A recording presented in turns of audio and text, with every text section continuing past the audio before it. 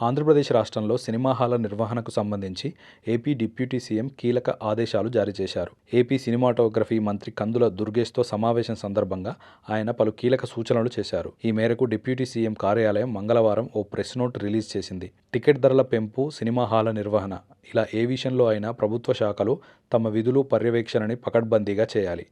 ప్రేక్షకులు cinema hall వరకు రావాలంటే టికెట్ ధర కంటే సినిమా హాల్లో పాప్కార్న్, స్నాక్స్, కూల్ డ్రింక్స్ ధరలు ఎక్కువగా ఉండటాన్ని నియంత్రించాలి. అసలు వాటి ధర ఎంత, ఎంతకి విక్రయిస్తున్నారు, నాణ్యతా ప్రమాణాలు పాటిస్తున్నారా అన్న సంగతులను సంబంధిత శాఖలు ఎప్పటికప్పుడు పరిశీలించాలి.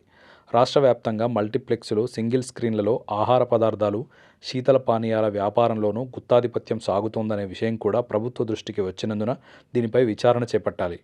ప్రేక్షకులు కుటుంబ సమేతంగా సినిమా హాలుకు రావాలంటే స్నాక్స్, కూల్ డ్రింక్స్ ధరలు చూసి వెనుకంజ వేసే పరిస్థితి రాకూడదు. థియేటర్లలో ధరలు తగ్గితే ప్రేక్షకుల సంఖ్య పెరుగుతుంది. తద్వారా ప్రభుత్వానికి పన్ను ఆదాయం కూడా పెరుగుతుంది. ఈ అంశంపై పన్నుల శాఖతో పరిశీలన చేయించాలి. థియేటర్లలో తాగునీటి ఏర్పాటు, పారిశుద్ధ నిర్వహణ అనేవి యజమానులు కనీస బాధ్యత. వాటిని సక్రమంగా పాటిస్తున్నారా లేదా అన్నది స్థానిక సంస్థలు చూసుకుంటాయి అని పవన్ కళ్యాణ్ ఆదేశించారు.